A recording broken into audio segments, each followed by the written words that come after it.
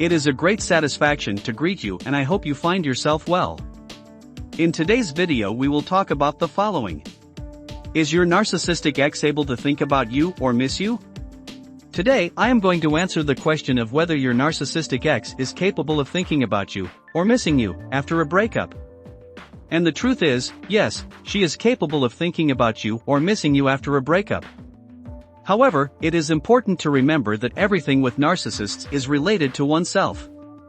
Your narcissistic ex will likely only think of you if it affects him or her in any negative way. Ultimately, your narcissistic ex must have one of the following 5 factors if he's going to be in a situation where he can't stop thinking about you. Factor number 1, you refuse empathy.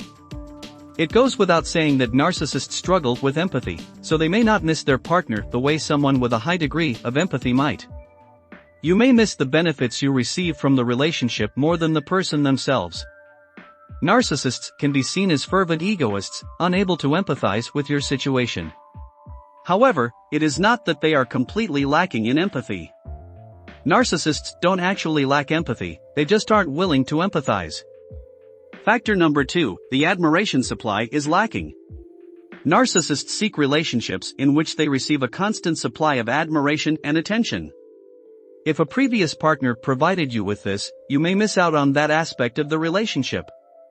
When researching this topic, what caught my attention was the cycle of avoidance and anxiety. As I have said many times, many of the exes who are looking to get their ex back have anxious attachment styles, while their ex is often an avoidant attachment style. This observation is related to codependency. Narcissists drink until there's practically nothing left, then spit out the codependent. The reason I bring this up is that narcissists crave admiration. After a breakup, during his write-off phase, what he might miss from you is not the moments you shared, but the moments of admiration you provided. Factor number 3, control and power. We all have an internal pedestal, always looking for someone we perceive as our equal or superior. Usually, you start by putting someone you see as an equal on the pedestal. Let's say this is your narcissistic ex. At the beginning of the relationship, you attract your narcissistic ex and perceive him or her as your equal or even below you. However, throughout the relationship, especially if you have codependent tendencies, your life begins to revolve around this person. This action elevates your ex above you on the pedestal of your mind. Consequently, he may believe that he is superior and that he can win you back at any time. This mindset makes it easier for your ex to write you off as he feels control and power over you. He loves to see you under his influence, making your whole life revolve around him or her. Factor number 4, idealization and devaluation. The narcissistic abuse cycle is a framework we need to talk about to understand this factor. Essentially, I'm trying to tell you that narcissists go through periods of idealizing and devaluing their partners. However, you must understand the operation of each of these phases. The idealization phase. It is where the narcissist elevates his partner, showering him with praise and attention. This stage can make the couple feel unique and deeply loved. As I told you before, at the beginning of the relationship, it is likely that you occupy a position equal to or higher than the narcissist on the pedestal. However, this equilibrium eventually gives way to the devaluation phase. The devaluation phase. The narcissist begins to belittle his partner, criticizing or making him feel worthless. This stage can be disconcerting and painful for the couple because it seems to have been unprovoked.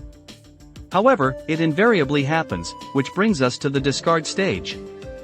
The discard phase. In the discard stage, the narcissist abruptly and sometimes cruelly ends the relationship. This stage can leave you very upset and completely bewildered, perhaps even wanting to ask him back because of your codependent tendencies. I don't want to say you're codependent, but this video is about a correlation between codependent and narcissistic attractions. The codependent wants to give, the narcissist wants to take, and their union creates a discordant dynamic. After the discard stage, you feel devastated and disoriented. This brings us to the vacuum cleaner stage. Factor number 5, narcissistic damage. If the breakup inflicted a narcissistic injury, a blow to your ex's self-esteem or self-esteem, you may become more obsessed with healing that injury than missing your ex.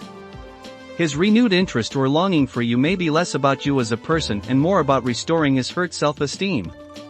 It is a pleasure to help you. If the video is useful for you, please give us a like. Share the video, subscribe and comment. Find more important information in the link below here. Thank you.